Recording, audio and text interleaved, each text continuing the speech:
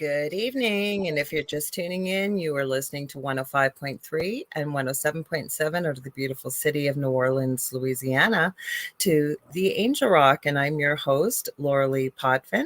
If you've never heard the show before or been part of the audience, I'll explain that in a minute. We already got Jonathan, JK47 Paranormal Investigations here. Hey, Jonathan. I'll tell you a little bit about myself. I'm a host of two shows on the network here. My name is Lorilei Potvin. This one, the Angel Rock, and Thursday nights I co-host with my wonderful friend and amazing psychic and medium David Hansel at 7 p.m. Eastern, the thing at the foot of the bed.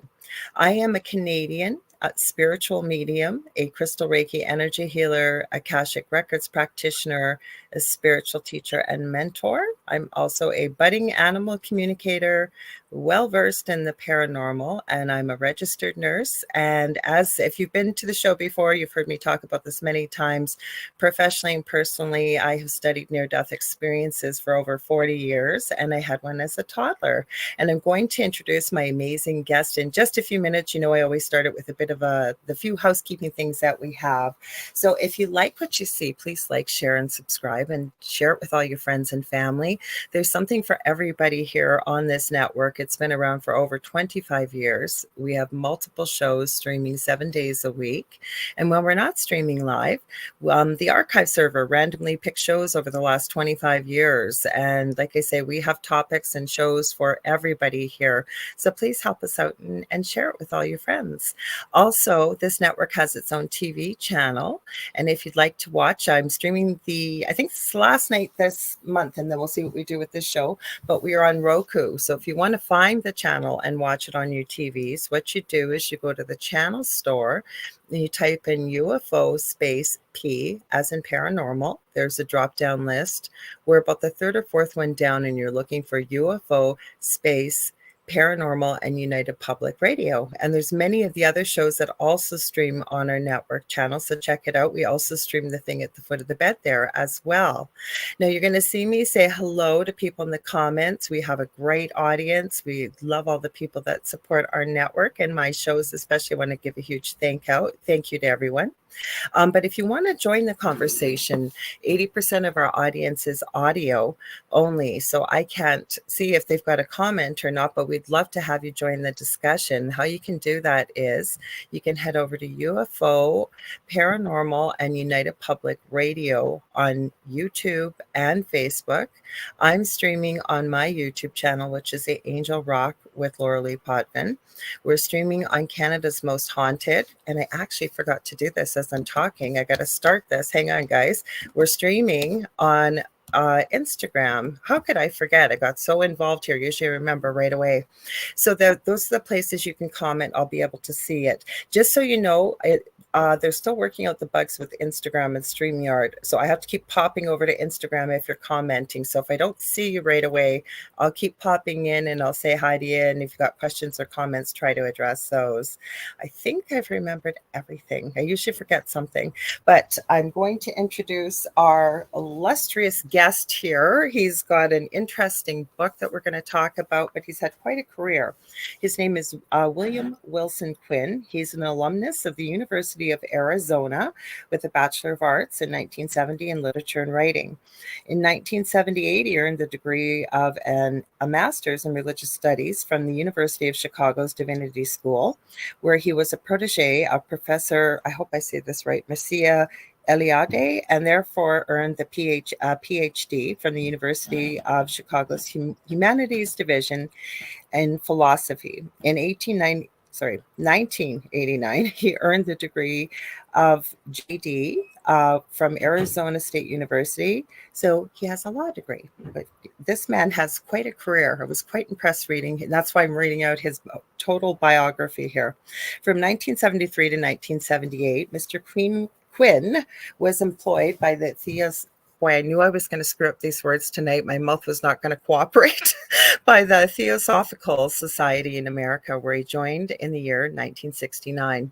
He was the first assistant editor and thereafter the editor of the American Theosophist, and then later Quest magazine, and an associate editor with the publishing house in Wheaton. Since his first publication in 1971, after leaving university, he has published 3 books, one being a revision of his doctoral dissertation in 1997, titled The Only Tradition, about the Philosophia Perennis in the writings of Ananda K. I'm not even going to, I'll let you talk about that afterwards, Bill. And from 19 to 1987, Mr. Quinn was an ethnohistorian for the Bureau of Indian Affairs, applying his graduate training in tribal religion to anthropological and ethnohistorical inquiries into American Indian groups seeking federal acknowledgement. Following law school, Mr. Quinn was in private practice for over 10 years in Phoenix, specializing in federal Indian law, first as a partner in the firm of Shea and Wilkes, and later as of counsel in the firm of Snell and Wilmer. So I wanted to start out with this part of his biography. He's written, as you can hear, quite a bit, but he's got a very interesting book that we're going to be talking about tonight, and it is called The Higher Spiritual Path. So welcome, Bill. I'm so glad to have you here. Thank you very much, Lorilei. I'm glad to be here. I'm sorry, I went over your bio ahead of time, and I went, oh crap, I know my mouth's gonna quit on me when I start reading these words. Well, there are more tongue twisters in there than there ought to be. That's why I skipped, because I would have kept going on and on. You've had a very illustrious career, including in a variety of areas. And when our friend Gavin Lee Davies, I always try to give him a shout out, from the publishing company with your book, he always sends me the best guests with the best backgrounds. And when I saw what your book was written about, I was like, oh, yes, this is right up my alley. So I'm going to go back a little bit, but what got you into that's quite a difference between, practicing law and then from the theosophical side. How did you get into all that? What led you there? Well, I think I first got into it by virtue of the fact that in 1965, at the beginning of the hippie experience in North America. That's when I was born. Yeah, and in fact, the hippie experience was globally, mostly in English-speaking countries, but it was a global phenomenon. Right. There was, at that point, a really strong emphasis on spirituality, spiritual development, the importation of Eastern religions, people like, Baba Ram Das, who was actually Richard Alpert, who was an associate of Timothy Leary, the whole psychedelic experience, all of that sort of coalesced around and became the hippie experience. I actually wrote a book about that called The Articles of Aquarius. And I think it might be listed in there. That was one of actually I had 4 books published, not 3. That's a mistake in the bio that the press sent. I apologize. No, your fault. That's the press. Anyway, one of those books was about the hippie experience, but that is where I got my start, in a sense, in spiritual development, yoga, meditation, and the idea of the expansion of consciousness and the metaphysical planes that are beyond what we normally experience here, that are reached through the expansion of consciousness, preferably through meditation, but there are other means to do that as well. And that's where I got my beginning. And it turned out that after I was, I guess, in my 3rd or 4th year at the University of Arizona in Tucson, working on my bachelor's degree. Okay. I ran into the works of the authors who published through the Theosophical Society. You said that much better than I did. Yeah. And, that's an organization that really came down from H.P. Blavatsky in the mid to late 19th century. And she and this other man named Henry Alcott founded this organization, the Theosophical Society, in New York City in 1875, and then a few years later, moved its headquarters to India, where it remains. The headquarters, the international headquarters is there. But they have a big publishing program, and they publish precisely the types of metaphysical literature and books about spiritual development that I was so interested in when I was at the university, starting out on this big venture in life of following this path. And when I found their line of books in a local hippie bookstore, I started reading them voraciously. And it even got to a point where one of my professors, who was a professor of Hindu religion in the school of in the Department of Eastern Religious Studies at the university, actually allowed me to take a two credit reading course in theosophical literature. So that was even part of my bachelor's degree. That's how ingrained that was. And as part of that, I wrote an article for the monthly magazine of the Theosophical Society in America, where they have their national headquarters. And the editor there was so impressed by the article that I got a job offer. Ooh. And I was delighted about that. And so following a little bit of travel, I went there and I began work as the assistant editor of the journal in which I had submitted that article in 1973. And that's where it all began. And that's a long answer to your question, Lorilei, but that's that's okay. I'm going to give a quick shout out here because we got somebody joining us for the first time. Michelle Plummer. She says, "Good evening, Lorilei, joining in here for the first time." Well, welcome. And I can see our usual crew that's here. We got Z-Sun Dragon, or Kevin is his muggle name, as we like to joke, the Harry Potter reference. We got Herbert Lopez here. We got Michelle from Australia. Let's see who else we got. Did I miss anybody? I don't think so yet. So everybody's welcoming the new Michelle here. So thank you for doing that, everybody in the audience. That's so sweet of you. And welcome to anybody that's just tuning in. So I guess where I was going with this, I didn't even get into how you got into law, but what came across my mind when you were talking about this is indeed, back in the 60s with the hippie movement, how did we ever transition out of that? Because it's almost like we're starting to come full circle, even with the introduction again of the hallucinogenic type drugs and the way that they're using them in a clinical setting. Exactly. And finding incredible, they can do things with that, as you well, I know you're familiar, like you just said, exactly, like say 10 years of therapy couldn't even touch things like PTSD and trauma and all kinds of things like that. So why do you think we got out of that movement? Because it was a beautiful movement. Yes, it was. And, the movement was really centered around two principles, love and peace. Yes. And you didn't have to join an organization or do anything. You only had to make those the principal forces of your behavior and your activity in life to be a hippie. That's one of the arguments I make in that book that I wrote about. I think to be a good human being, and I'm not that I'm being judgmental, but if I think that's why I'm asking, like, how do we get out of this? Because if we really let love guide us and orientate towards peace, we'd be in a completely different world, wouldn't we? Right. Well, my view on that, to answer your question, is that there was a great deal of innocence in the hippie movement. It was wide open. Everybody was your brother or your sister. Everybody was welcome. Hitchhiking was very common. You give everybody a ride and so forth. And that openness was also a vulnerability.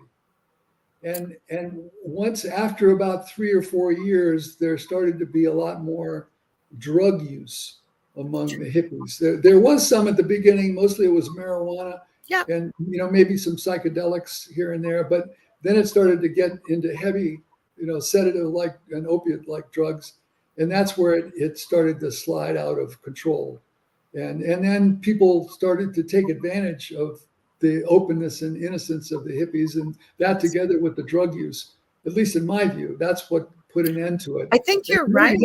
Right around 1970, I think there was this really phenomenal 5-year period from 65 to 70.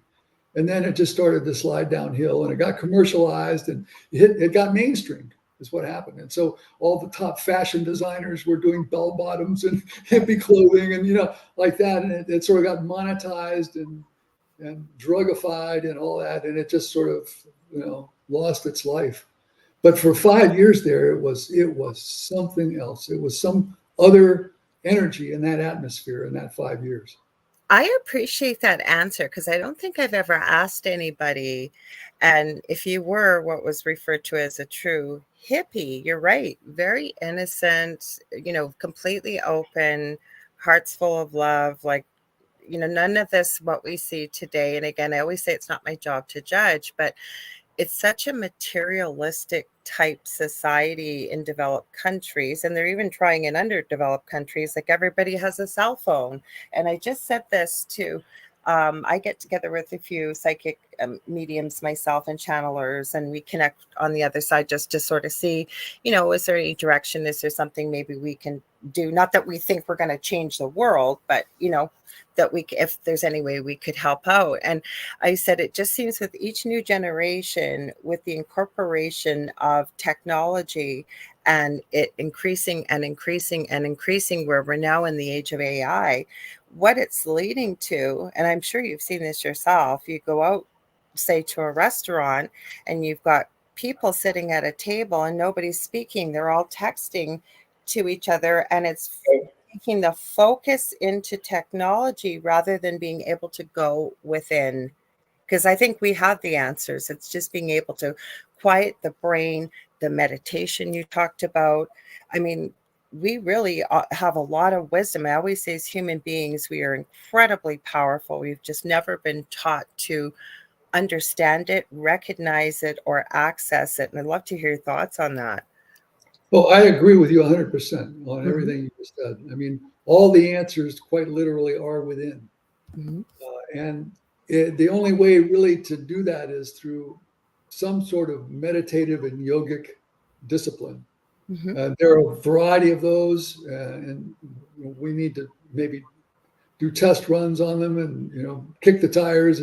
But once we settle on a sort of an established spiritual path, then we should stick to that. And as we progress and as we develop in those abilities and in that training and in that discipline, spiritual discipline, we then expand our consciousness. And those answers that were once obscure to us become more and more clear as time goes on, the more you practice.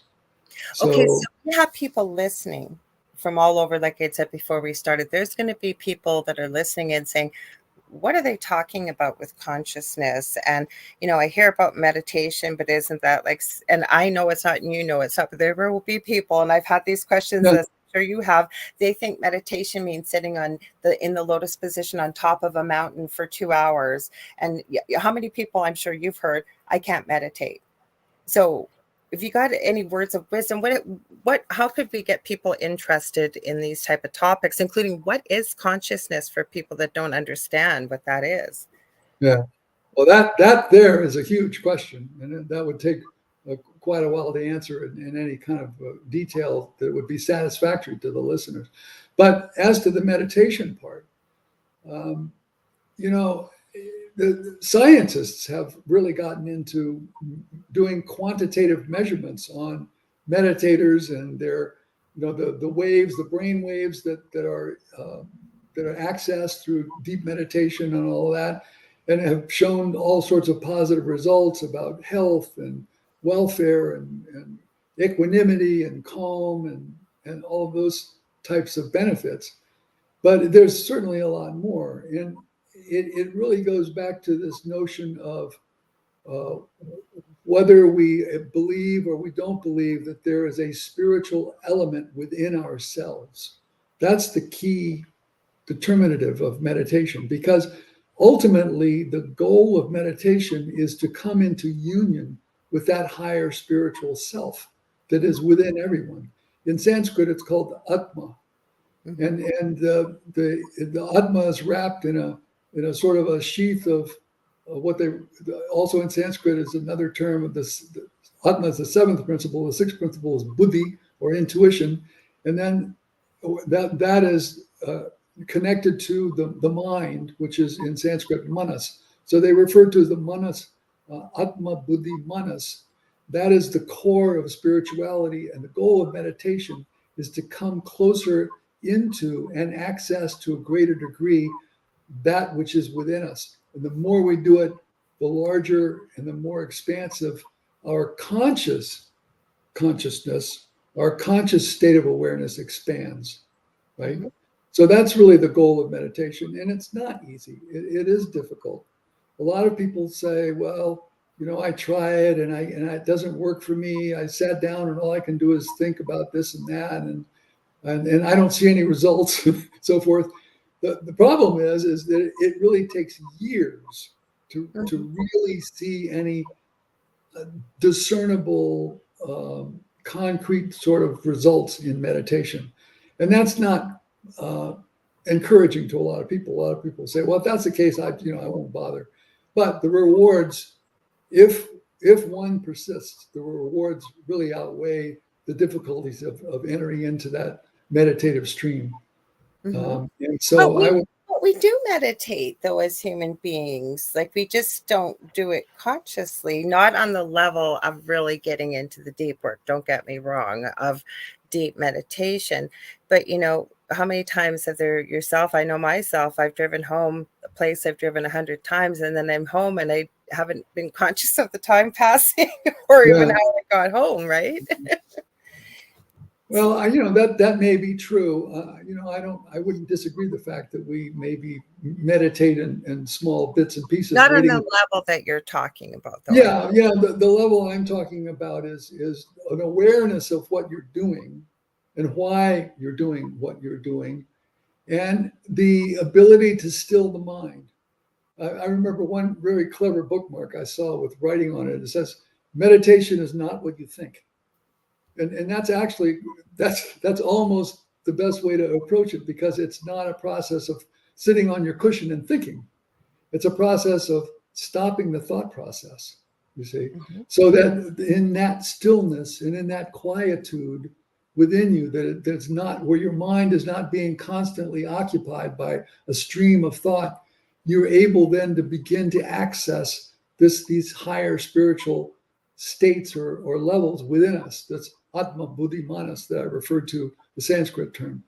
And once that happens, then it gets easier and easier as you go along. But it takes a while. It takes a while. It does take a while, and again, I'm probably not meditating on the levels that you are, but for me to sit still and to stop, breathe, and calm down, for me, I refer to meditation for myself in the line of work that I do as my workspace. And it doesn't have to be work, but it's where you get the answers, and it's where you can explore different concepts. And I would collectively call it spirit from a spiritual perspective, whereas working with my guides and higher energy beings, as well as my higher self is what I would refer to it. I can access it, and I have a process that works for myself that may not work for other people. So the reason why I'm bringing it up too, because I just think there's so many benefits to meditation. You have to start somewhere, right? So Yeah. what would be the best advice you would give to somebody that really wants to meditate, but hearing just what you said, and you were being very honest, is you don't want to scare them away, but how do you get them into this? Like, how do you get into the practice of meditation and get into the levels that you're on, say, years later? Well, actually, there are some books about beginning meditation and how to meditate. Mm-hmm. The one that I like, and the one I think is probably the best that I've ever read, and I've read a number of them, is by a Sri Lankan Buddhist monk named Bhante Gunaratana. And Bhante Gunaratana wrote a book called Mindfulness in Plain English. And that book is just an icon of clarity about the meditative process and the goals and the methods. It's simple, it's straightforward, it's comforting to read. And so if anybody really would like to begin the process, I would recommend that perhaps they get a hold of that book or some other book that purports to bring people along as beginning meditators. So it gives them an idea about what the goal is, what the goals aren't, and so forth and so on, and some easy and simple techniques that they can apply. I appreciate that, because I know for myself, when I usually like to meditate, I don't sleep a lot. I'm a chronic pain. I have chronic pain from a back injury from work. But so when I'm up, is I'm very creative. I have to create all the time. So usually when everybody's in bed, I'm up creating and it's quiet and I can keep what we think runs our brain all the time, right? We think that runs. It's busy creating, and then that's when I can go within and go deeper. And then that's when I'm actually able to reach different levels of meditative states for myself. So Yeah, it works for me. I follow that, and I don't disagree with that. You know, even the practiced monks and meditators of the world understand that there are different ways to do this. For example, in most of the Zen Buddhist schools, when you go to one of their meditative sessions, they almost always include a walking meditation. And everybody gets up off the zafu, the cushion, right, and gets in line and very deliberately takes very slow steps and walks with their hands folded on their stomach, and you walk around, and then you're in some cases in a deep state of meditation. In other cases, you're probably looking at where your feet are walking so you don't trip over something. Right. All different levels. It's keeping the body, yeah, moving, right? So the brain has to be functioning on focus on that. Yeah. Exactly. One can still be active and be in a meditative situation or a meditative state. So I agree with that. Oh, thanks, Kevin. So Kevin, Uzi Sun Dragon says, that makes sense, Lorilei, you creating and going deeply in a meditative state. Yeah, that's what I do. Yeah. And it works best for me because that's the most comfortable I am. And I never realized actually how much I do meditate till it was a few years back, and I went to a conference, and I was surrounded by people all day long. And I love people, but I was craving the quiet of meditation and being able, like, even when I've got an issue I need to solve or something, and because it's become so normal now, and when I was there for that weekend, it was like I felt like I couldn't think, like, because I couldn't hear that inner voice, if you will. It was just, there were too many people and too much energy, and I never realized how much I actually do on my own at my own home. So that was a big wake up call for me. Anyways. Yeah, it's a lot of white noise out in the world. It's very distracting. It is. So you've written a really incredible book, and it says it's based on 12 essays of ascending the higher spiritual path. And I'm going to stop you right there because I'm hearing, I do hear my guides, and what I'm hearing is a lot of people don't understand the difference between religion and spirituality. Would you be able to give them a little bit of wisdom on that, what the difference is? Well, I can give them my opinion about it. We're talking about your opinion today. We're talking about your book. So it's all about what you think. We're interested. I got that degree in master's degree in the divinity school at the University of Chicago, where it really is a school about the study of world religions, is what it is, from a scholarly standpoint. And so I've had exposure to that, and also I grew up, I went to Sunday school and all the rest, like the rest of us did, and then I sort of went to other religions, and I was involved in Sufism for a while, and then Buddhism mostly. But I find that organized religion, and when I say religion, I mean sort of organized religion. It's not really an individual spiritual setting. It's more of a social and organizational setting. Agreed. Organized religion. Almost always there are denominations of people, and there are congregations of people, and they get together and they maybe go through some rite like the Eucharist or any other kind of rite, or they get together and they socialize after the service, and it's like a barbecue. And so it's really a social sort of activity to be in a religion and to be religious in that way. And certainly there are monks in religions that are spiritually oriented, but I find that for the most part there's a wide discrepancy between spirituality and being involved in a religion or an organized religion. And some of the organization of religion can lead to some very distasteful things. And I would point, first of all, to the Spanish Inquisition, where under the rule of the Vatican, all sorts of heretics were burned alive at the stake, and Jews were burned alive at the stake, and that sort of thing. So there have been some real atrocities perpetrated in the name of religion. I don't want to pick on Christianity, because there are others who have been involved in the same things. We look at Islam and some of the things that are done in the name of God and in the religion there. So that those sorts of atrocities are not ever perpetrated by people who are on a higher spiritual path, because those people, if they're authentic and real on a higher spiritual path, are people who promote and practice loving kindness and humility. Regardless of who you are, and no fear-based perspective. And right.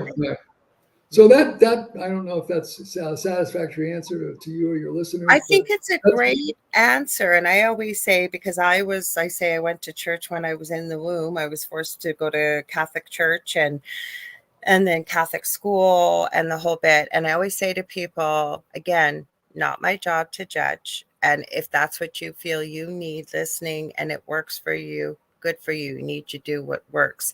But for myself, I agree 100% with what you've said, including the fact that and I can't speak for every religion because I haven't looked at every religion, but many of them are very exclusive. And it's always us versus them, or what a book says. And I always say somebody wrote that book that was a human being, right? Whereas I feel with spirituality, and again, I'm not trying to make this sound elitist, but we are connecting on a different level, right? And to me, for myself, if I had to define it, I would say that it's love that guides me, treating others the way I would wish to be treated, with kindness and respect, regardless of who you are, regardless of what your belief systems are.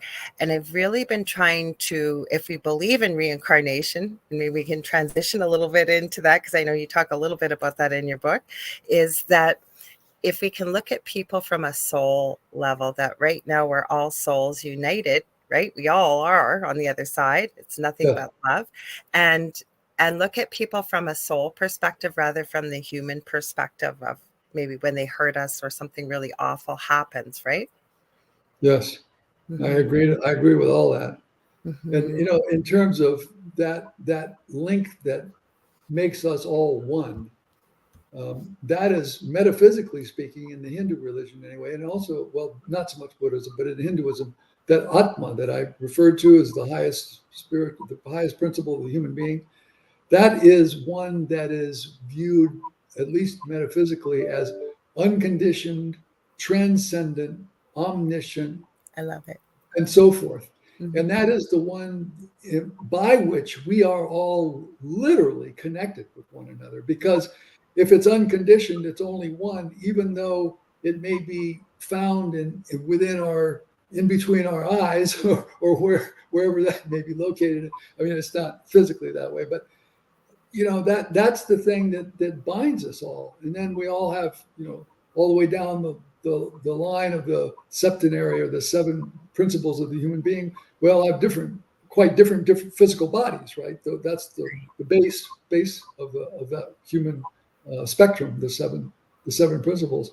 So those all differ, but the Atma is the thing that is absolutely uniting with all people, and it is back into that larger ocean of Atma, the universal soul, in a sense, which is the end of the transmigration process. We go through a series of lives until we reach our last life, where we are then released from the wheel of birth and death and rebirth, and our spirit then resumes, like as I forget his name. He wrote the book where he talked about the dewdrop slips back into the ocean. That's really what happens. Then that's sort of the end game for the whole transmigration process. Edwin Arnold, that's who it was. Okay. Sorry, I'm kind of old, and so these No, you're things. not. You know what? I forget names. Sometimes I get talking on here because, like I said, I really, as I would call it, collectively spirit. I can hear that. I'm talking to you. I'm thinking about the next thing I'm going to say. So I forget what I'm saying too. So no worries. You're at home here. So I was looking at some of the things that I love when Gavin does this. I don't always use this, but I really want to talk about your book because like I said, I really resonated with it when Gavin had introduced me to you through email. I do want to stop for a second though, because Kevin said William's perspective on the difference between religion and spirituality resonates. So he gets what you're saying. So I wanted to share that with you. So with your book, The Higher Spiritual Path, what are the core teachings and of the perennial philosophy about death? About death? Mm-hmm. Yeah, That's yeah. the questions. But yeah, there is a chapter devoted to death and the aftermath of the higher spiritual path, right? And we all die many times. We come into the human form from the lower forms of life, and the lower forms of life begin with the mineral and go through the vegetable or vegetative and into the lower animal, and finally into the mammal group, and of which it is said that there are only certain types of mammals from which those group souls, like let's say a pack of canines, a pack of wolves or something, or a herd of elephants in a small group, then that group soul eventually, it's all a matter of evolution all the way up. And that then becomes a monad or a single reincarnating entity as it first enters the human realm. And then from the human realm, it goes through a number of incarnations, and those vary for the individual monad, depending on a lot, because it goes through the contingent worlds that we live in, and these span sometimes several centuries in between incarnations, and sometimes more than that, and usually 50 to 100 years while we are incarnate, and then we die. And so death is something that we've experienced multiple times. We don't always have a recollection of it, although at some point at the end of that whole transmigrational process, we do develop the ability to look back and to see those previous incarnations. But the real, the place where death makes the most difference is in the final incarnation. And that is the incarnation where we either are liberated from the wheel of death and rebirth by a system of balancing out the karma that we've collected throughout that whole long process, or whether we die, and then at that point, upon our death, we are released. Those two things can happen. The first category, there's a Sanskrit word for it, of course, it's called Jivan Mukta, a person who is walking around this earth who has been liberated from the wheel of death and rebirth.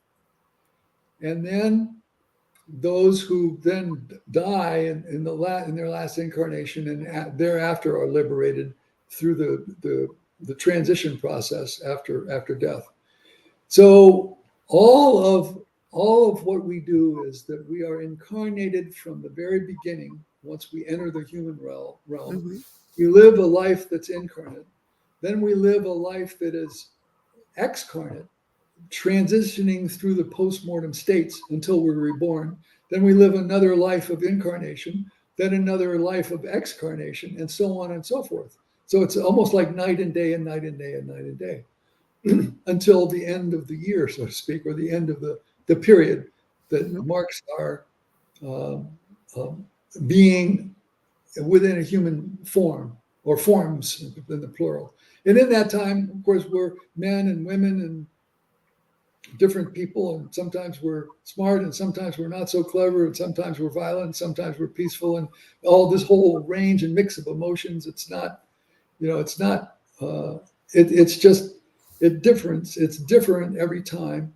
And in each time, we have our own unique set of circumstances that we have to work through, and with the karmic consequences of that process. So at the end, when we balance those karmic consequences, we reach that point of death. And at that point, just after the release from the death of from the wheel of death and rebirth, we reach a point in Hinduism and Buddhism that we can go immediate into nirvana and take our rest, our eternal rest there after this long process. In Hinduism, it's called moksha. It's the same concept. Or for a select few, they can defer going into nirvana or moksha and come back again as teachers of others. These in the Buddhist tradition are called bodhisattvas. These are people who have renounced or sacrificed their reward of nirvana for the purpose of coming back to help all the rest of us on earth, human beings, reach that point of liberation from the wheel of death and rebirth. And there is an organization of those people. They're highly, as you can imagine, highly spiritually advanced and developed people. And they are referred to as adepts, sometimes as masters, sometimes as mahatmas. And that's a core principle of the book that I wrote, because they have an association or an order where they train people who are close to that point, and they take them on as disciples or students, chelas, and they train them.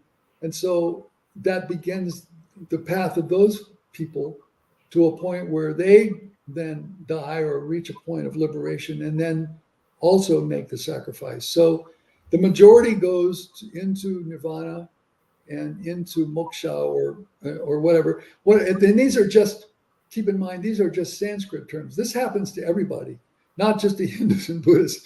Well, I have a different perspective than you do on what happens. Like, that's what I was going to ask you. So would I be mistaken in saying that what you've written about is based more on your experience with the Buddhist type experience? Is that where you're feeling you feel this is what happens with death? That's an excellent question, and thank you for asking it. Okay. I have a different perspective, but I don't have all the answers myself, and I know that. So I understand, but this is a very excellent point. The Buddhists and the Hindus are probably where you find the most detail in their scriptures about this whole process, unlike most of the other religions or sacred writings of whatever kind. Agree. Right? So they have an existing vocabulary for these terms and these processes in becoming. That's all I'm doing is borrowing, their vocabulary, because the processes that human beings go through in the transmigration process and the birth and rebirth, birth and death and rebirth, that applies to everybody on the earth. Doesn't matter what continent you're from, what race you are, what religion you were born into, what gender you are. Doesn't matter any of that. The process of birth and death and rebirth applies to everyone and always has and always will, according to the theosophical or the doctrine of the perennial philosophy, right? And so, it would be nice to develop a nice English vocabulary or English lexicon to describe these processes. But even in the theosophical works and the works of Blavatsky and those others, they also borrow from the Sanskrit and the Pali, those two languages in particular, and or the Tibetan, because there was a lot of this in the Tibetan, the Vajrayana Tibetan Buddhist doctrines and tradition. And so those terms are thrown around quite a bit. But, I tried my best to, while I use those terms in my book, to try to explain them and make a very strong point that they are absolutely not, that shouldn't be seen as limiting only to Eastern or Asian people or Buddhists and Hindus, but they're for everybody. And what happens to people is more or less the same. That they go through the same processes, regardless of the term that you use to describe it. So okay, no, because, well, again, I don't have all the answers, but from studying, sorry, never fails to get a dog here. My cat and dog are in here. I apologize. Is I, and again, my belief is that yes, as many of the things you talked about, yes, I think we can come from minerals, have a life experience as minerals and move on and move up. But to me, I think that, like, well, maybe I should ask you, do you believe in other races besides human beings? Or is that a loaded question? If it's a loaded question, you can say that. I don't you use the term races. I do believe that there are beings. Yes, okay, yes. The short answer is yes, I do. Okay. There are a variety of different types of beings. There are elementals. There are, and most of these are sort of vortices. Oh, I'm loving this conversation. They're vortices of energy and consciousness, and those energies and those degrees of consciousness differ. But there are elementals. There are nature spirits. There are devas or angels. There are these other types of entities, but these are all basically metaphysical entities. In other words, there are people who can interact with those, but mostly those people are fairly well-developed clairvoyants, and people who are highly sensitized to those energies around them. Most people don't see them or are not able to interact with them. Sorry, I didn't mean to speak over you. I was just going to say, I agree with what you're saying, but is it because maybe we've never been introduced to that concept as a whole in today's day and age? Oh, absolutely. Yes. Okay. Yeah. Okay. No, they've never been introduced to them. I'm not sort of casting any, Oh, I don't think you are. But I'm thinking like maybe people were led to believe that, again, yes, metaphysical, because I believe every human being possesses the gifts of intuition, of all of the things that I'm, say, using in my everyday practice with what I'm doing and working with people. I always tell people I'm no different than anybody else. Yes, I'm a unique individual, as is every other human being on this planet, and animal, and you name it. But in a way, if you go from a consciousness and spiritual level, I believe we are all connected. But where I'm going with this is, I don't think I have any more special gifts than anybody else. I think that we all do. And where I was going with that was, if we had all been told, like I say, I hope I live till the day when I see that when a child is born, meditation is the norm. And many of these concepts we're talking about, including talking about the metaphysical.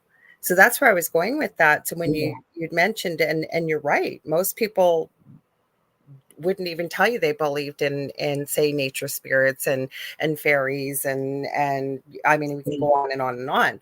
But if it became the norm, I wonder if it would be different from a child onwards.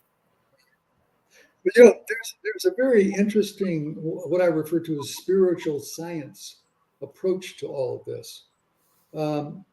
And this reminds me of the fact that the Theosophical Society, I'm not trying to plug the society necessarily, that's okay. Although I do like it.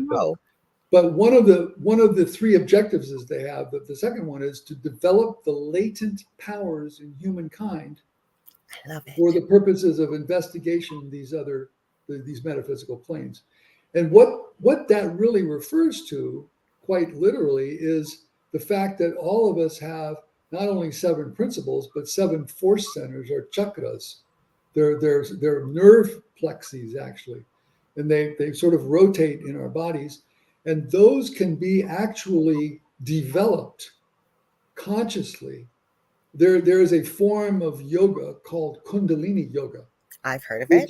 Right, which is that process. What the root chakra, the Muladhara chakra, is that's at the base of the spine, and so there are varying types of yogic techniques, pranayama, breathing, and this sort of thing, where a practitioner can develop those. It's much better to do it under the guidance of someone who's already done it. Incidentally, it's not a very good idea to go out and do it on your own. But in any case, and so as those force centers are developed, those latent powers are developed. And so you get clairvoyance and clairaudience and clairsentience and more highly developed intuition and all of these elements. So that then, I mean, a well-developed clairvoyant is able to see auras of individuals and actually determine whether they're healthy or whether they have some sort of. I work with I call them chakras. I know that some people call them chakra. That's what crystal Reiki works with, actually. Yes, that's exactly right. That's right. Yeah, with all it's all connected to a whole series of what is in Sanskrit are called nadis, that are these nerve channels in the body, right? And they spread all over. It's a very complicated and sophisticated system. It is. Once you get into that, then and as one develops those abilities, then one then has these latent powers. Those are the people who are actually quite able to interact with the elementals, the nature spirits, the devas, or the angelic kingdom, and so forth and so on, right? Mm-hmm. Yeah, right. That's why I refer to it as spiritual science, because there is actually a science behind it. Sorry, I forgot to tell you, I have a little bit of a delay being up here in Canada, and we're broadcasting out in New Orleans, and you're out in the West Coast, so I apologize if I accidentally speak. It's okay. You. I love where this is going, because the reason why I asked you, and I shouldn't have said racist, that's a terrible word to use. You didn't correct me. I just was off the top of my head. Beings, because if we're speaking of reincarnation, which I believe in, I believe that we are an everlasting, if you want, consciousness, soul, whatever you want to call it. We're just here having our human experience in this particular lifetime right now. But what do you say about other races then, or beings? So I keep saying racist, trying to think about not saying racist. Other beings, what do you think? Do you think because they're metaphysical, or are they just maybe in another dimension, possibly? Do you think they have a soul? Could we have an experience as, say, the Fae or a nature spirit or something like that? Like, what are your thoughts on that? Well, when you use the word another dimension, that raises sort of definitional questions. I would prefer to say they are more or less in another frequency. Okay, I like that word. Of the emanations, because we have frequencies that are so minute that we can hardly see or hear them, and other waves that are like the size of mountains in terms of the emanation of the wave. These things that go through space, they're like giant waves in the ocean, right? So we have little ripples, and we have these giant, tsunami waves, and every size in between, and those are frequencies. So our ability, our consciousness, and particularly our senses. I mean, what do we have? 5 senses, right?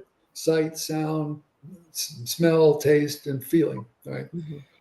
That's only a very small part of the frequency wave that we are enabled. Even our vision, right? As we all know that dogs can hear a whistle that we can't, right? Mm-hmm. And what clairvoyance can do, when you develop those force centers that expand, and so these latent powers, that basically broadens the scope of those frequencies.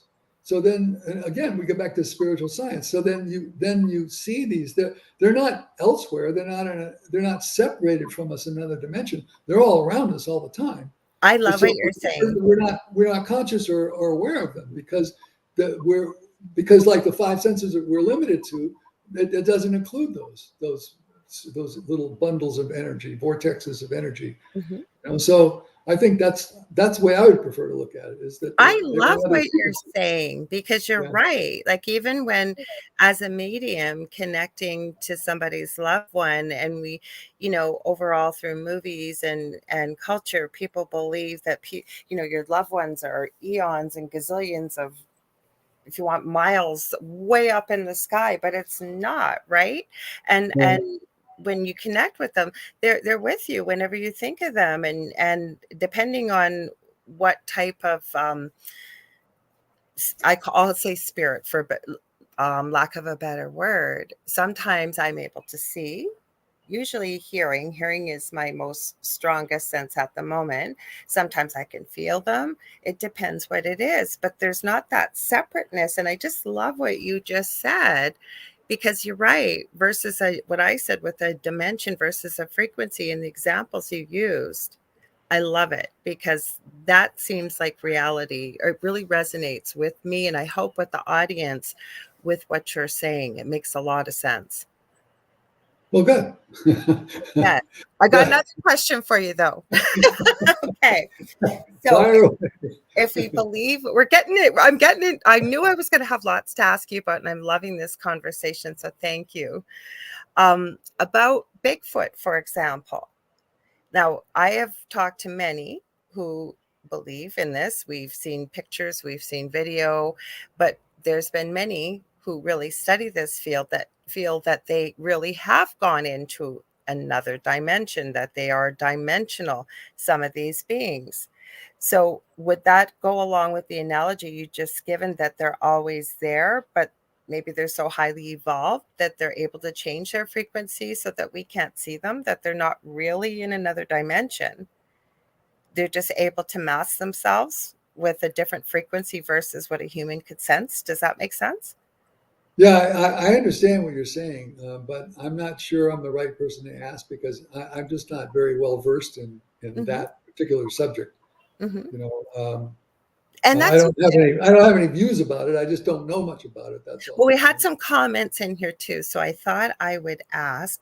Hi, Kason. Kason's watching from Sri Lanka, so welcome. And Dylan, I see, is here. Somebody new. And Kevin Z Sun Dragon says, love this conversation, listening and attentively and agreeing.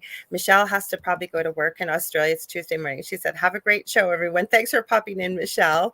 I'm loving this conversation, and I love to hear people's thoughts, because yeah, I got another word, because I've never studied Buddhism or any of these more, if you will, Middle Eastern, or even a lot to do with Indian belief systems.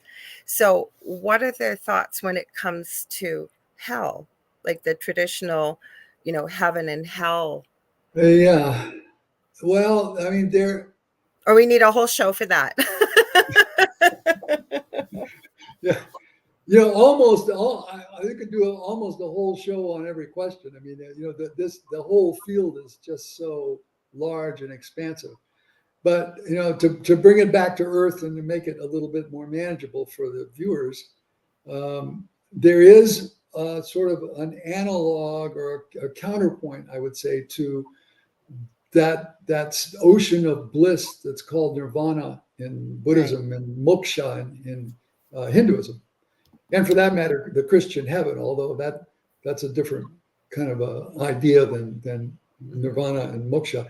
But those religions also have this notion of avicii, that's a Sanskrit term, avicii, which is where people who sort of lead the life that's antithetical to the spiritual life, not the aspiritual life, the non-spiritual life. Mm-hmm. People whose motivation are greed, Yes. to instill fear, control, Service hatred, to self, yeah, service to all of self. that, self-serving, self-promoting, self-centered, all of those things. There are those people, as we all know, in the world. And what happens is that when they die, in the beginning of the transition, the postmortem transition stages that everybody goes through Mm-hmm. from death to rebirth, there's a sort of a judgment process, a battle of your higher and your lower selves. And if the weight of all of your activities, the karmic weight of it, is in the negative rather Right. than the positive, then you're sort of bound for Avicii. And that may be temporary, it may be permanent, depends on how long along the whole reincarnational or transmigrational process you are. But that's a place of utter solitude and despair and darkness and, a place with no light. And so, of just mental and, I guess, emotional anguish and suffering. Mm-hmm. So that's Avicii. I'm not really all that well versed in it because there's not a lot that's written about Avicii in those scriptures. And I go back to the Vedanta and the Buddhist sutras and the Tripitaka, the three baskets of Buddhist commentary and so forth. So, we only have to Blavatsky does talk about it to some degree, but not in any great detail. But we know it's there, and that's one of the places where one, based on one's own actions, one could end up in Avicii. So there is that place. Good answer. Now, Nicole Ryan says, enjoying this too. So my audience is loving this. My audience loves to talk about these kind of concepts just as much as the power of the mind. And then sometimes we talk about all these topics, different topics. And like before we start, I said, we've got such a great audience. They always ask great questions and, make great comments here. So thank you, Nicole and Kevin and everybody else that's here, and great comments. Now, you brought this up a few times, and I would love to talk about it because it's the word karma, and I think it's deeply misunderstood, and I'd love to hear your thoughts. I know you've covered some of this in your book, if I'm not mistaken, so I'd love to hear your thoughts about that and what it exactly is, because I think people misunderstand what karma is. Well, yeah, first of all, yes, you're right. I do. There's a chapter on my book, Karma and the Higher Spiritual Path. Basically, karma is a law of the universe. That, in its most simplest formulation. And there are basically a number of laws and principles of the universe. And the list of those, really, or the aggregation of those laws and principles, are really what form the perennial philosophy. Okay. There is no, it's immemorial. There's no beginning to them. There's no author to them. It's just that a lot of highly spiritualized predecessors of ours on this earth have seen these principles and laws at work and have recorded them. And so we have a recordation of these basic laws and principles of the universe. And one of them is the law of compensation, or the law of cause and effect. And that plays out in all sorts of different ways. And the word karma actually that's a Sanskrit word, and it's simply defined as action. That's all it means in Hinduism, is action. But because reaction is also part of action, then karma covers both action and reaction. And one simple way to look at it that helps us understand the metaphysical application of the law of karma, or the law of compensation, is to look at the physical application. The physical application is really what is known as the third principle of motion, that was set forth by Isaac Newton in his book In Principia, that he wrote in 1697. And that law says, for the physical plane, for physics, for every action there is an equal and opposite reaction. Okay. And that is the simplified version and the physical version. Now we need to translate that concept into the metaphysical realm, and it gets a little dicier, because we're dealing now with in particular with the human process of karma. There is both an action part and a motive part to karma. True. And both of those together are the things that are added up in our sort of ledger. We take through our various lives, death and birth and rebirth, all the various lives of transmigration, sort of a little metaphysical ledger book where all of this information is stored. And so at the very end that's the process of balancing them out and sort of creating a 0-0 on both sides of the scale. But it really does get tricky, because take, for example, a person who drives down the street and runs over someone in the street and seriously injures or kills that person. All right. Right.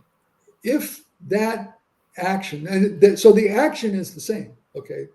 So if that action was purely accidental, this person was had to sneeze or who knows what, but just didn't see the pedestrian and runs Right. him over and stops and gets out and tries to render help or something like that. That's one. The action there is one action with no motive.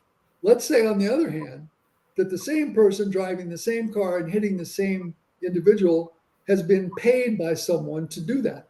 In other words, an assassin for hire who uses a vehicle to run this person down. Now you've got motive involved in that.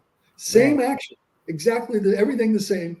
One person is motiveless and the other has motive.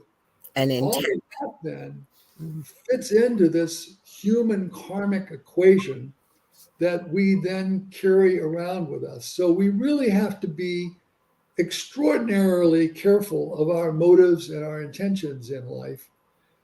And if we want to progress on the spiritual path or the higher spiritual path, we have to purify those motives and intentions in order to sort of counteract any of the negative emotions that would be associated with the actions that we take because of those motives and intentions. Okay. So, and let me also say one thing about the term karma as used in the West now, in the modern West. Sometimes you will go to a film and you'll see a couple of people, getting into some sort of violent conflict or a shootout, and then the winner will come over of this and point his gun and shoot the guy in the head and look down and say, "Karma's a bitch, isn't it?" Yeah. Yeah. I You was just see, thinking that. that is not. That's Well, that's what people retribution. think it is. That's exactly right. And Mhm. that's really a sad thing because it despiritualizes the real meaning of the term, because it is, in a sense, a spiritual concept. It comes from this ancient flow of the perennial philosophy. It's a law of the universe, this law of compensation, and it involves that. It is not just simply retaliation or revenge, right? So, Right. unfortunately, karma's gotten a little bit, the definition of it has gotten converted, if not perverted, in the modern I West. think And perverted because perverted. And, people think. I personally, I have the introduction to my chapter in my book on karma deals with this and says, please, reader, don't read this into what I'm saying hereafter. So there's a little introduction like that in my book, in that chapter. And I believe it is sort of um, an obligation of mine, or for those other people who teach these principles to others, that should be made clear. And so I thank you for the question, because it's a very good one.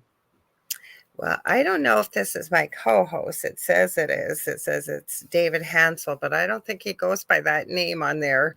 If it is you, we'll see if you send me a message on Messenger. I'm not sure if it is or not, but we'll see. So Kevin says he did say hi to us, though. So hi, Dave. I think it's Dave, my co-host on Thursdays, but I know he doesn't use that YouTube channel, so we'll see. Lots of people like to copy him. Oh, he says, yep, it is me. Okay, so it is Dave. Hi, Dave. Welcome. Um, it is him. He's making jokes, so it's him. Kevin says balance, yin yang comes to mind via karma. Plus, I always, from what I've received from, and I always collectively, many of the beings we've talked about, I just collectively call it spirit. But the ideal, perfect situation, if there was one for a human being on this in planet, if you will, a 3D existence, sometimes I've heard it referred to, is with the yin and the yang, if you will, right? Is being perfectly balanced, perfectly grounded. I always say through the chakra systems, connected, if you will, through the crown to source, to God, whatever your belief system is, and everything would be in balance around you, right? I don't know if I'm wrong about that or not, but I always say that's kind of the ideal situation to be in if you could be. But then again, if you were here in a perfect situation, would you really learn much? No, right? You really wouldn't want to move because you'd just be in perfect connection energetically. Right. Like, then where I'm trying to go with this, it just seems that there's always a positive and a negative to everything on this planet. There's good, there's bad, there's light, there's dark, there's hot, there's cold. Do you see where I'm going with that? Right. So, Yeah, so when we get into karma, and when you were talking about the saying, we hear karma is a bitch, is the thing that people look at it as almost like a punishment. But when you were exactly. talking about the scenario, Yeah. right, there was intent or motive behind what that person did, shooting the other guy and repeating the phrase. We do have a comment here. Hang on. Kathy Hanley Little says, does forgiveness of others and self balance karma? Well, the short answer is yes, of course. I mean, I'll get back to the first the message that you got about the yin and the That's yang. why I was saying that. Sorry, I was going to finish that and I saw that question. All I was going to say is, I mean, that would be ideally, and as I understand it, if you're going to come to Earth, like, it's pretty hard not to accrue more karma, isn't it? If you're going to live. Yes. One will accrue karma. Mm-hmm. But one has it in one's control to make it more positive than less, right? Oh, I like that. Yeah. Okay. Mm-hmm. Right. But getting back to the yin and the yang, I mean, the first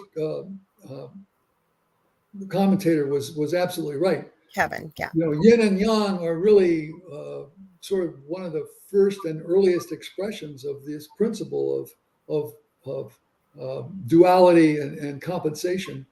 That is one of the principles or the laws of the perennial philosophy.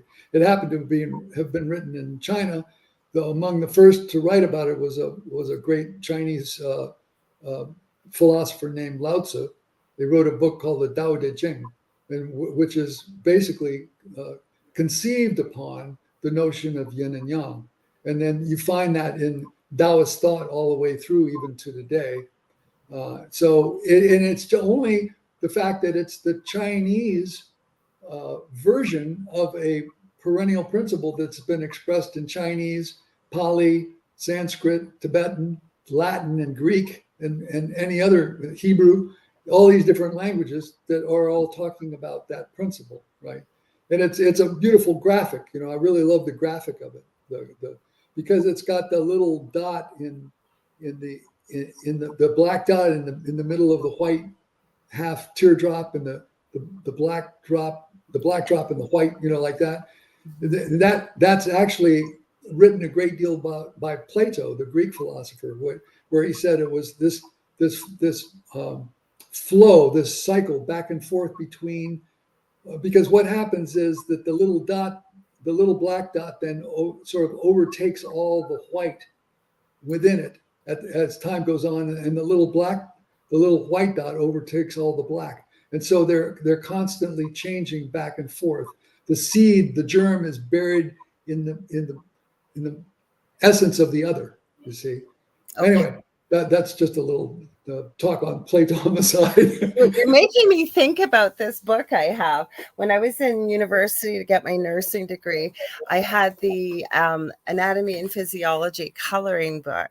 And there is I don't know what made me think of this, but this book is based all on spiritual energy. As you can see, I haven't done a lot of coloring in it, but this is the principles. Like, I think everything's energy. I'm trying to find all the chakras in here. Hang on. And I don't show anything too graphic on here because it doesn't censor the drawings in here.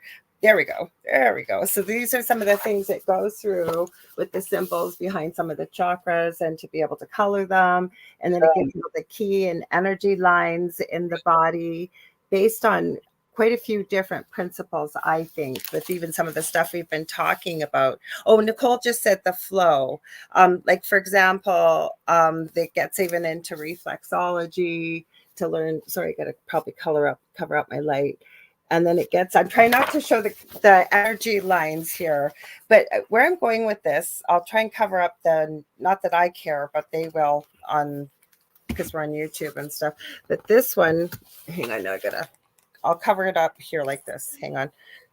Let me turn this off for a sec. 1, 2, 3. There, sorry, I never show pictures. But for example, it goes through the whole body and shows you it in the circle. Even on the front of it, though, I can't show the key lines or chi lines, energy lines. I know you'll know that for people listening. We have lines of energy, things that work with like reflexology, acupuncture. Does that fall into some of your belief systems as well with the energy body too, with your book at all? Bill? I mean, the Sanskrit uses a different term than the chi is a Chinese term, I think. Yes. The Sanskrit term is nadi, N-A-D-I. Okay. They're talking about the same nerve plexes and ethereal channels that run through the body. The two main ones are the Ida, the Pingala, and the Sushumna. The Sushumna is the core of the spine, and then the Ida and Pingala are the two that wrap around it, that form the caduceus, which is the symbol of the medical profession. Yes, it is. Right. So, yeah, we could and then the whole system. The symbols, right, that are all around us that people don't even realize that are around it, the meaning behind them. I know. Take a look at the dollar bill sometime. Oh boy, we could really do a show on that. I love talking about stuff like that. Let me tell you. Sorry, I didn't mean to instigate No, I loved, you know what it is? Like I've been doing this for a long time. I've just recently told my audience that I don't meet my guests till like 5 minutes before the show, but I kind of like it that way because I get to find out things about you and your thoughts and why you wrote the amazing book that you did and the books before it. Whereas if we'd known each other, yeah, it's fun. But it's nice to find out about somebody. It's kind of like opening a gift every week when I have a guest on because I don't know much about them until they come on.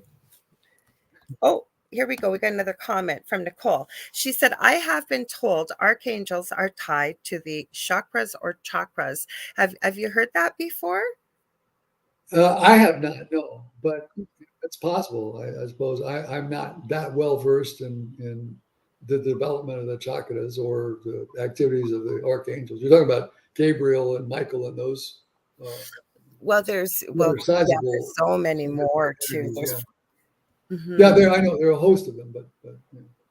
That's the cool thing about having a discussion like this, because even though we may have differences in belief systems, and I'm not talking about just you and I'm talking about on the whole, have a difference in belief systems, the beauty in it, if we can actually stop and listen to one another, not just hear, and give ourselves some food for thought, because I can tell you my belief systems are not the same as they were, say, 5 years ago, right? With experience and education, meeting different people, our belief systems evolve. But that's healthy and that's normal. And they will continue to do it. And so at my age, I hope I continue, to learn and to expand. Right? I think you're fascinating. Like I'm looking at some of these topics here because these are things I'd love to talk about and hear people's thoughts on it. And so to you, what is free will? Because I know I've said it many times. I believe human beings have free will, the choice, if you will, like even with where you were giving the scenario earlier of something that is an accident versus intent. I think intent comes from the ability that we have free will. You have a choice. What are you going to do with that choice, right? But I'd love to hear your thoughts. What is free will to you? Well, to understand free will from the standpoint of philosophy, one needs first to understand what the will is. Okay. And then you can leap into the discussion of what the free will is. Okay. The will in the perennial philosophy, the will is something that was and is part of the creation of the cosmos or the universe. It is a force. It's an energy. And there are other forces and energies also. One is Fohat. It's called, these are all Sanskrit terms. Another one is called Prana. Another is called Akasa, though Akasa is not so much a force, but a field. But in any case, will is a force. And it is inherent in everything that lives. Everything that lives has this will force in them. Okay. And the what's interesting about the human being is that the human being is able to develop the will within him or her, just as the human being is able to develop the mind or the intuition. There are methods to do all of these things. Mm-hmm. And so in the process of creating will, there are certain techniques, but will really is, Blavatsky once said that nothing is impossible to the person who wills it, right? But that presupposes that will is powerful enough so that person has developed the willpower to a certain point. Now, in the process of developing the willpower, we do all have choices, but this gets back to the which person in ourselves, the higher spiritual person or the lower animal person, the inner self or the outer self, which is going to predominate and which is going then to be able to utilize the will. So from the standpoint of the perennial philosophy, only the person who is through which the higher self is resonating, that where the higher self, the spiritual self, is predominant, only that person has what is referred to as free will, where the other person, because that person is now subject to his or her sort of animal propensities and lower appetites and lusts and wishes and material views, that person then does not have free will, but is subject to the will of that lower entity, that outer self, that outer person.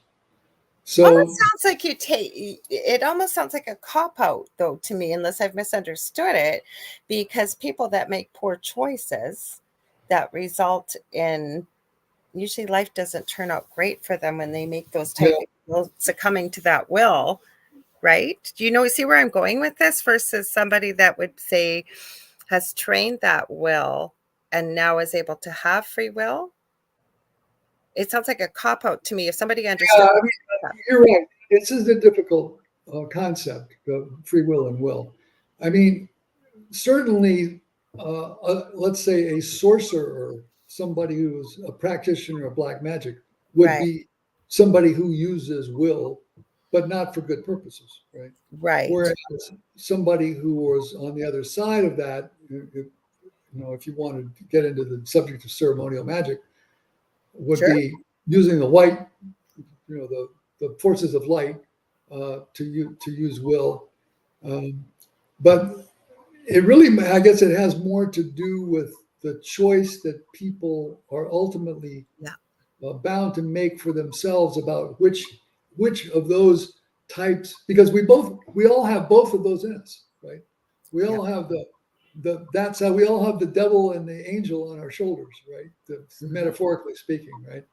So if the angel predominates, then what happens is that will that comes down through, that is part of creation, is much more powerful than any individual will. Let's put it that way. I mean, that's the will that can move mountains.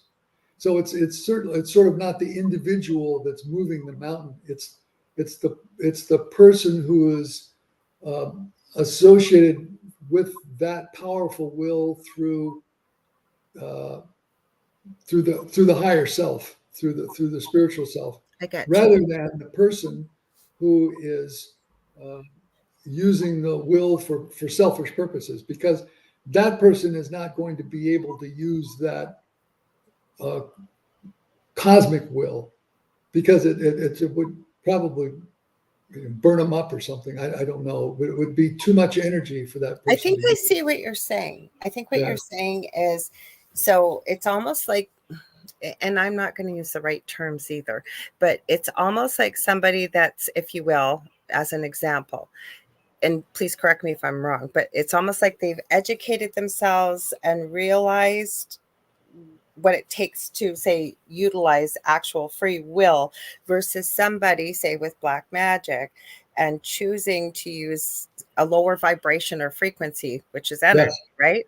And uses it for service to self or to hurt others, it's almost like it comes with an evolution.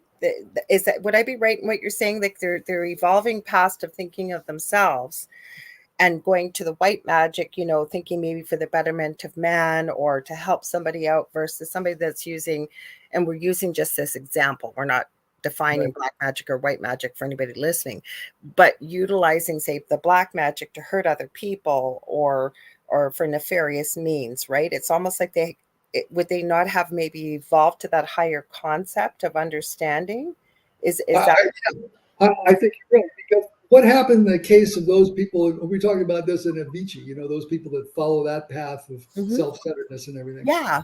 What happens is that the higher spiritual self, this Atma Buddhi Manas that I refer to, that's this source of universal love and light, that in the other person, if the darkness, the dark side prevails, right, okay, then that means that the spiritual side becomes a prisoner.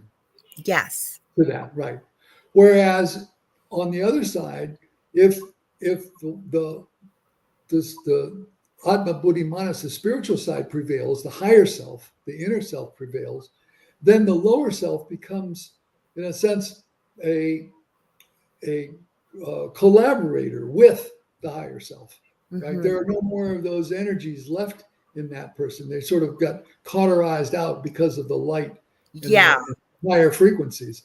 Those lower frequencies get cauterized out. So then that being is a whole being and then can use all of that cosmic will for those purposes. And it's extraordinarily powerful. Whereas the person on the other side then becomes subject to the whims of that outer self and the ego, and the spiritual self becomes a prisoner to that. And as a result of that, the amount of that cosmic will that has been able to use is diminished. Okay. It makes absolute sense, and I hope it does to the audience as well. If you even think of it, even really, and again, correct me if I'm wrong, but simplistically in the terms of energy, so lower vibrational frequency, black magic. I'm not equating them for anybody listening. We're just using this as an example.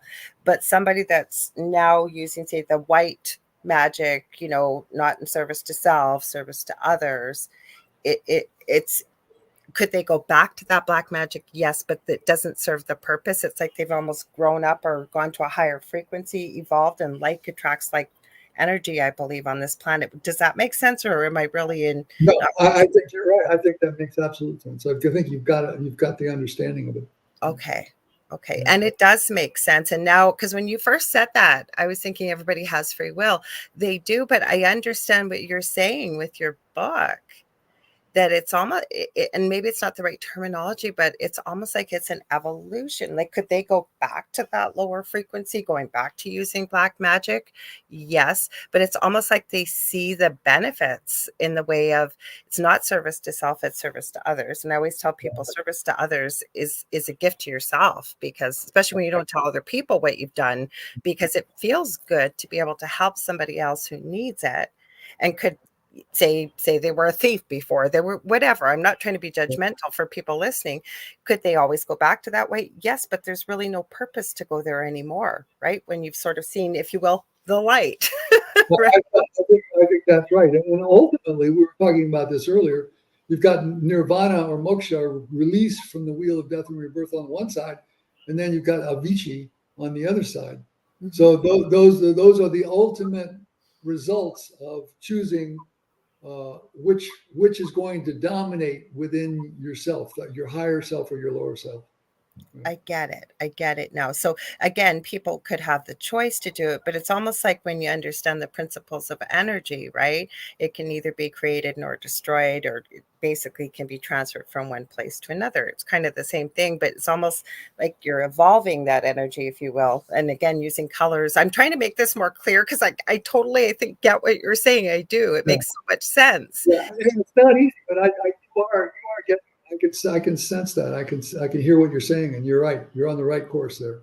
Sometimes we don't have the words to quite explain it, because it is, and then that's kind of why you see why meditation comes in too, right? Because then the clarity comes when you get into a meditative state. That's right. Because these truths come without the need of any words. And all of a sudden, you just simply realize the truth, and you'll be able to see it. Then you get the hard part of trying to put it in words to try to That's where I explain it to think other I'm people, at, right? because I hear what you're in that saying. 'Cause I meditative didn't understand it at state, first, but I do now. yeah, right. And it makes sense. I'm dying to ask you this about yoga. So remind me if I forget, but I'm going to read Kaysen's comment. He says, Buddhism, especially early Zen, is actually ferocious. And I said, he's from Sri Lanka, and I don't know if he practices Buddhism or not. Not that you have to tell us, Kaysen. He says it doesn't acknowledge a continuous and concrete self, higher or lower, as far as he understands it. Would you comment on that? Is there anything you would add to that one way or the other, Bill? Uh, yeah, I think that there is a school in Buddhism called that the ideal is emptiness, and that there is no higher or lower self, and so forth. And that's part of the Buddhist tradition. And anyone who studies Buddhism would come across that. And there are sutras where the Buddha sort of admonishes his disciples to stay away from metaphysics, and that it's all doesn't make any difference, and what one should do is meditate and behave in a sense of with loving kindness toward others and charity and compassion. So yeah, I understand that. But if one digs deeper in Buddhism, while there is no higher or lower self, there are the 5 skandhas, right? And these are attributes or characteristics of the individual. And in that, those non-metaphysical schools, it doesn't go into where these skandhas come from and what the source of them is, but it's accepted that the skandhas exist with every person, that they have these tendencies and proclivities and propensities and so forth, and they're related to the body and the emotions and the mind, and there are 5 of them. What I'm talking about, in terms of the perennial philosophy, while there are a lot of Buddhist terms used, and Hindu terms, and Sanskrit and Pali and Tibetan, in the writings of the perennial philosophers, they also add these notions of the Atma and the Buddhi, the higher self, and the intuition that aren't part of the skandhas. And so you could say that then becomes the higher self, and all of the skandhas together are the lower self. That's one way that you could conclude that teaching. But my preference is not to get into sort of the polemics of religion, but to stick to the principles and the laws that form the first principles of the perennial philosophy. Because the sort of the polemics of religious and theological discourse is endless, and you could go on and on and on. But anyway, your viewer is correct that in some schools in Buddhism, in the early sutras, you don't find any reference to higher and lower self. Yes. I hear you. And it's like I said, these are a little bit more difficult concepts that we're talking about, but there's a lot of wisdom I can tell in your book, and and we're not wrapping up yet, folks. I'm just sort of, if you're just tuning in, I keep forgetting to get into these deep conversations. I was supposed to do this at the top of the hour. So if you're just tuning in, you're listening to 105.3 and 107.7 to UFO Paranormal Radio Network, otherwise known as United Public Radio Network. We just like to call it UPRN, and you're listening to The Angel Rock, and I'm your host, Lorilei Potvin, and my amazing guest is William Quinn, or just Bill. I've been calling him Bill. He's so chill and down to earth. I said that to him when I met him before we went live. I said, I like your energy. It was very, very calm. Hi, Sandra. We only have, believe it or not, about another 10 minutes. That's how fast this goes by when you get into these really intriguing conversations. And I love having talks like this. There's been a lot of comments in the chat. People are really enjoying this too, Bill. So thank you for coming on. Of course. So what I want, that's where, see, I almost forgot. I got a little reminder. So you've been mentioning yoga. Now, I have a really bad back injury, and I have been encouraged to try yoga for years, and I haven't.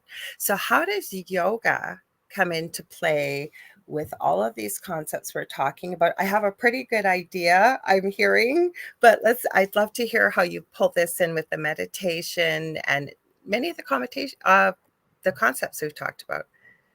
Okay.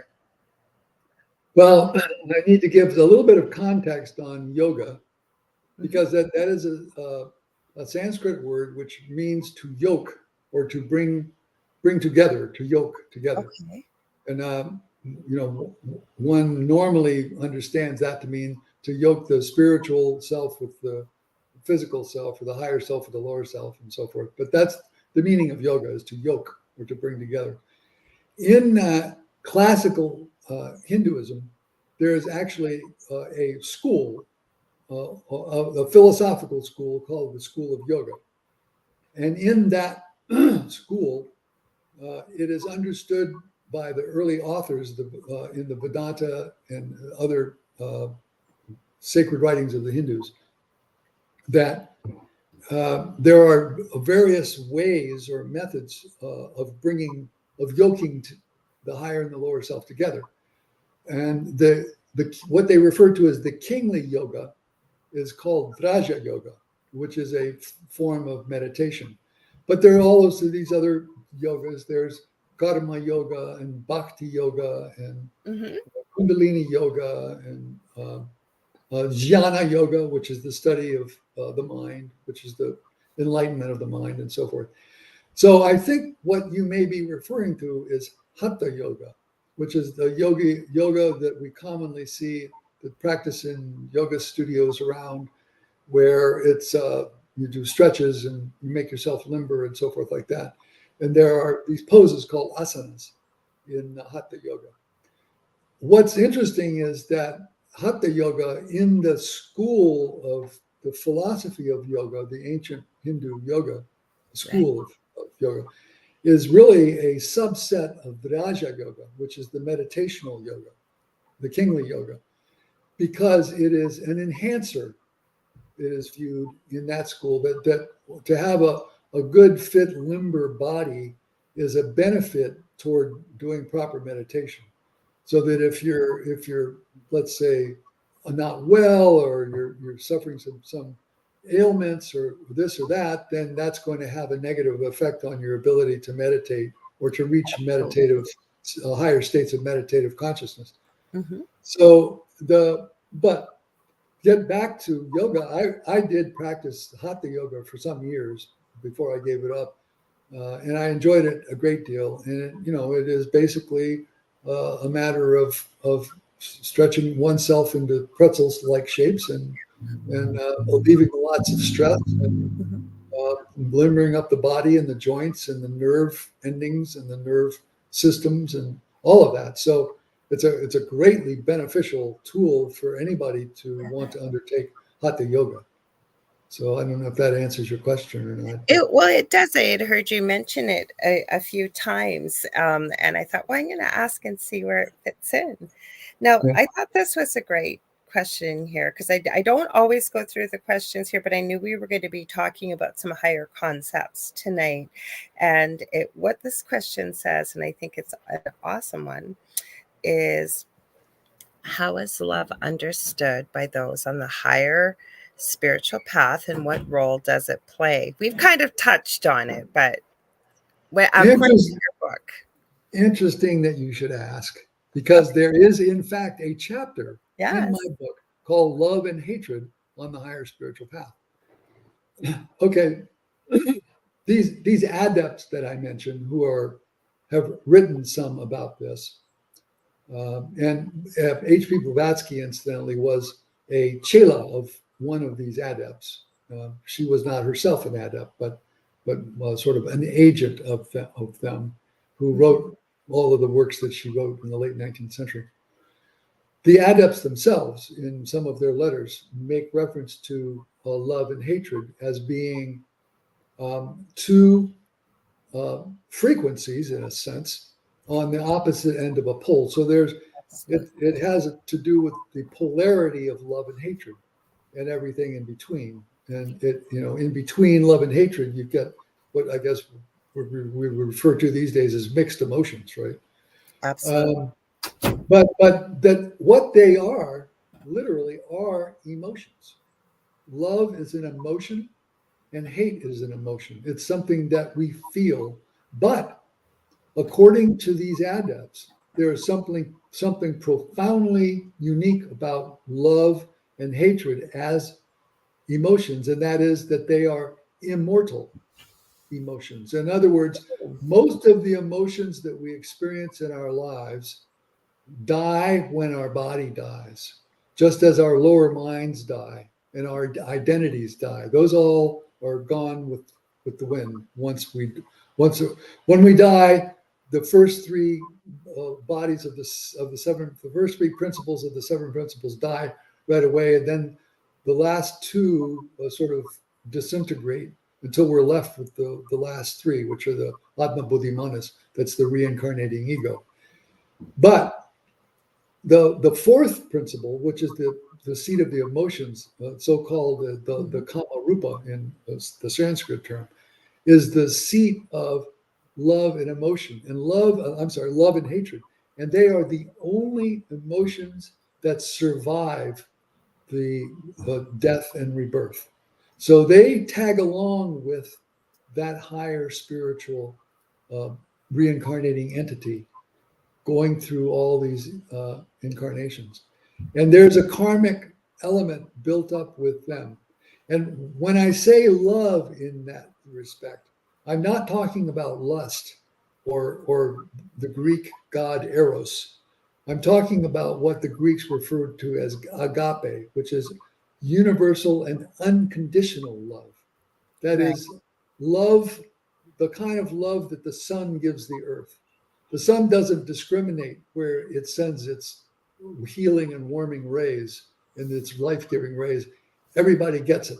And that's the same kind of love that unconditional love is. You love everyone, regardless of who they are, where they are, what they did, what they do, anything.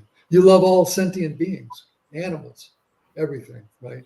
That's unconditional love. That's the love that reincarnates. The other kind of personal love, that doesn't really, that just sort of disintegrates, right? So those are immortal emotions. And Where does hatred fit in there though after you die? Yeah, I've been really struggling with that. That's a very difficult subject, and I still haven't fully been able to make sense of it. I have great Apparently, respect for you is with that more answer. Sorry, I didn't mean to cut you. I was just going to say I have great no. respect for you with that answer. Yeah, but just let me bring this notion of Avicii back. People don't go into Avicii on the basis of one bad life or incarnation. That gets carried along too. And so if the hatred that they feel and they live in the sort of all the self-centeredness in various incarnations collects to a certain point, I think that's the point where that person goes into Avicii, not on the basis of one single incarnation, because that's too drastic a response for one lifetime. Maybe unless you're Adolf Hitler or something, I don't know. But for most people, that kind of hatred, I think, builds up, and then you pay the penalty for that at some later point in as you go through this transmigrational process from entry into human form to exit from the human form, and all the incarnations in between. That you have been absolutely fascinating to talk to, Bill. Even Kevin said listening to William has been fascinating. He said the same thing. Great guest and show. I hope you'll come back sometime. I have so many questions. I wanted to ask you about Kundalini awakening. There was a million questions I had. So I would love to have you back sometime if you'd be open to it. Nothing like putting you on the spot. That's right. I'm being recorded now, right? Yeah.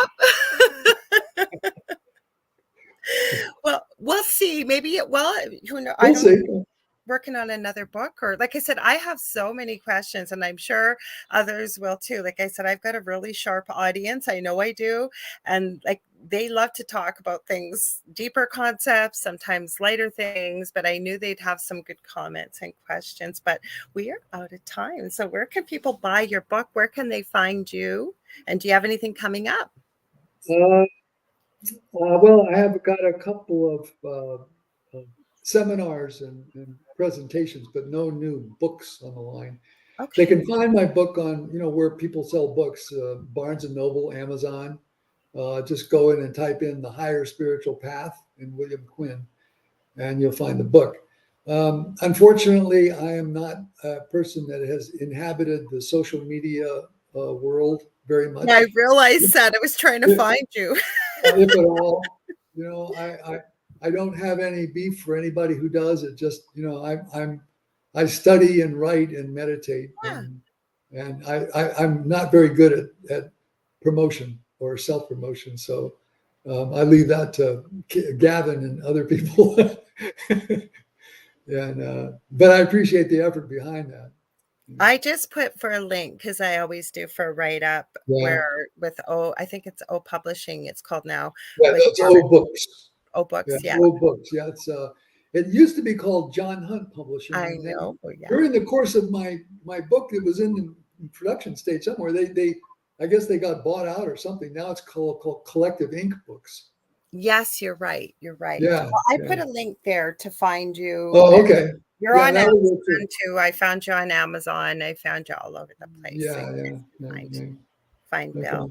Well, I want to thank you for being here. You've been absolutely a wonderful guest, and I love talking about if my mouth would work. I love talking about topics like this.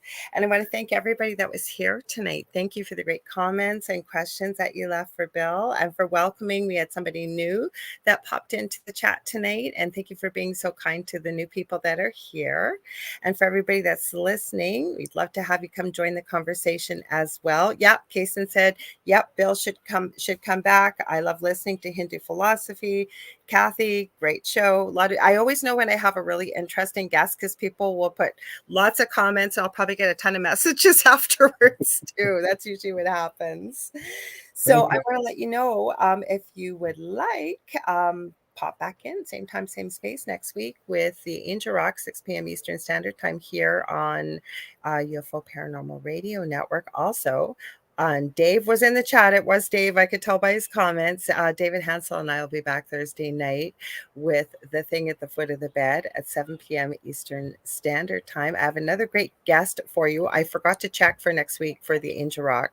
If you ever want to get a hold of me, you can get a hold of me on facebook.com/The Angel Rock. I'm on all social media platforms, YouTube. Kason, you even figured something out new. I do have a website on Wix, which I don't give out because it's a long title and I don't use it, but you messaged me on there. So you can message me even through the Wix app if you have to. So that's to book a reading. I do teaching and mentoring. I do energy healing and all kinds of things like that. And I have 2 groups on Facebook, Paranormal University for all things paranormal, the Angel Rocker Tribe for more spiritual type things, some of the things we've talked about tonight. And don't forget, Dave and I have that group started now with The Thing at the Foot of the Bed, so you guys can put your pictures, questions, comments, whatever you like for Thursday night show. I believe we promised you we'd talk about animals, so I'll have to remind Dave about that.